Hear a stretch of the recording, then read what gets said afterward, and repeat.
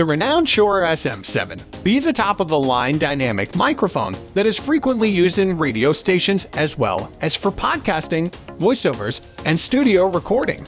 Many people think that using only pricey condensers, like Neumann and comparable models, is partially necessary to get the best sound. They can be simply disproven with this microphone. It can produce outcomes that are just as excellent, and in some cases even better, than TL-M103 and U37 for prices that are 3 and 8 times less, respectively. However, in a nutshell, the sound quality of the SM7B is remarkable. It has its own advantages and disadvantages and revives the age-old debate between condensers and dynamics. The bass end of the Shure SM7B is extremely rich, yet entirely neutral and natural sounding.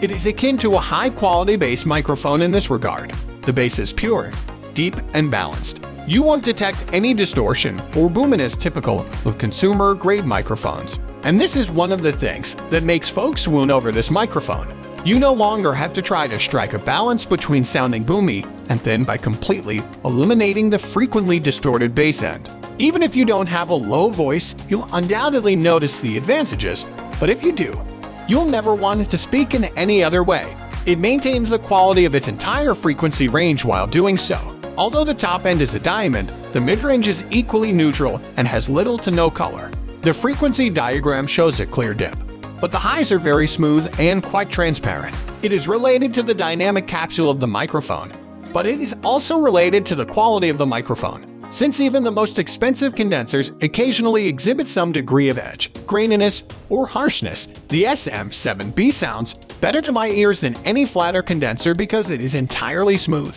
Naturally, there are drawbacks to it being dynamic. It lacks the extended response up to 20 kHz and isn't quite as sharp as condensers, but those aren't actually drawbacks. Rather, they are characteristics of all dynamics. Although it has a very flat response up to 12 kHz, this range should be more than enough for any vocal applications. Instead of how high it can go, it has more to do with the high-end's quality. Although the transient response is obviously worse to that of condensers and won't be able to record as much detail, it is still quite good for a dynamic. Condensers, on the other hand, are frequently overly hot and practically record everything when used for purposes other than studio recording. For radio stations in particular, this is important because you don't want to capture every fart your guests make. Not to mention the ambient noise, air conditioning, and potential room reflections, all of which are present outside the studio walls and cannot be avoided. However, this is not the sole factor in the success of the Shure SM7B. This mic is also much simpler to operate than studio-quality condensers. As a result, there are more opportunities for consistent production and less opportunities for you or your guests to make a mistake. The large external shock mounts you typically find around Neumanns are replaced with the internal shock mount on the Shure SM7B, which provides more than enough absorption. The mic is therefore much smaller than a Neumann Plus shock mount combination, even though it initially appears to be much larger. Additionally, the foam cover of the mic and the integrated pop filter reduce the need for external pop filters. Just picture adding a Neumann microphone, a shock mount, and a massive pop filter to that. In addition to other restrictions, this will fully impede your eyesight and prevent the host and the guest from making eye contact. Of course, there are times when using a standard pop filter instead of the foam windshield would be preferable.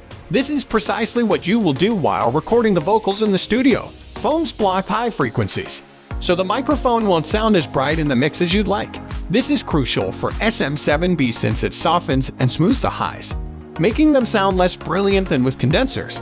Nevertheless, it features a fantastic feature called Presence Boost that makes up for its lack of brightness and ultimately yields better results. Although it has a good and smooth transition, low cut is also available, but I didn't find myself using it as frequently as high boost. That's it for today's video. I hope you enjoyed this video, and please like it if you did. If you're new here, click the subscribe button. Wishing you all the best until the next video.